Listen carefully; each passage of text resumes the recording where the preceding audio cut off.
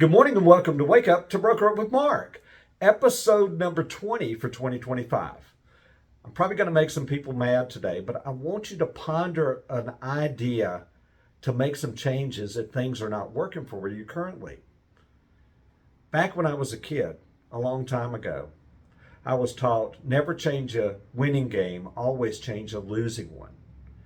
And this week, as I went around the company and was at different places and reading Atlanta Communities Rocks and the new intranet Converse, I was hearing repeatedly that people were having showings, but they weren't having any luck. So they were either dead, meaning no showings, or they were having showings, but no offers. So it got me to thinking about doing things differently. And here's the idea. Who's showing your listings? Who is bringing prospective buyers through your property? No, I don't mean to spy on them through ring cameras or nanny cams or anything. I mean really who is representing prospective buyers coming into the property and crossing the threshold.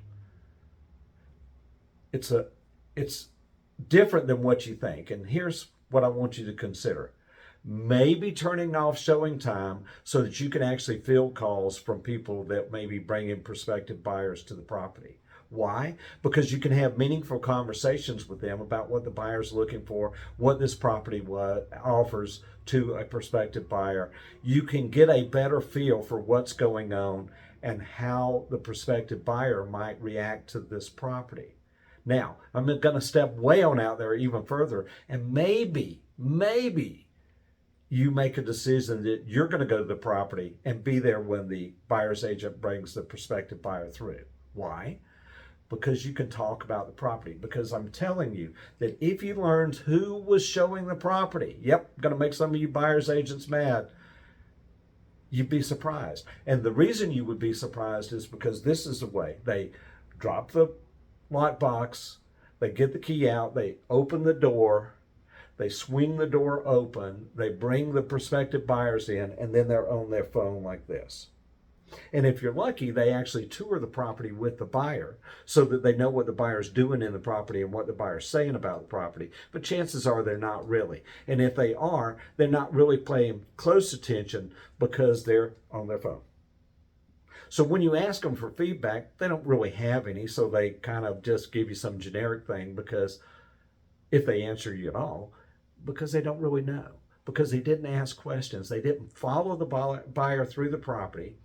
And when the buyer paused or did something, they didn't react to it. They didn't ask follow-up questions. They didn't make suggestions. They didn't do anything. If the property is vacant, they let the buyer wander through the property only to go, yep, it's okay, and then they leave.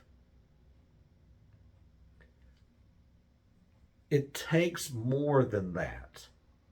And unfortunately, I think we're at a period of time where, again, this distraction, because they're on to the next one, trying to figure out what the next property is, what are they showing next, who might be contacting them. They're on their phone all the time, and they're not really in tune with what the prospective buyer might know, might say, might think about the property they're actually showing, which is your listing. Hopefully this will maybe change a losing game and make it a winning one. Give it some thought. Enjoy your day, enjoy your weekend.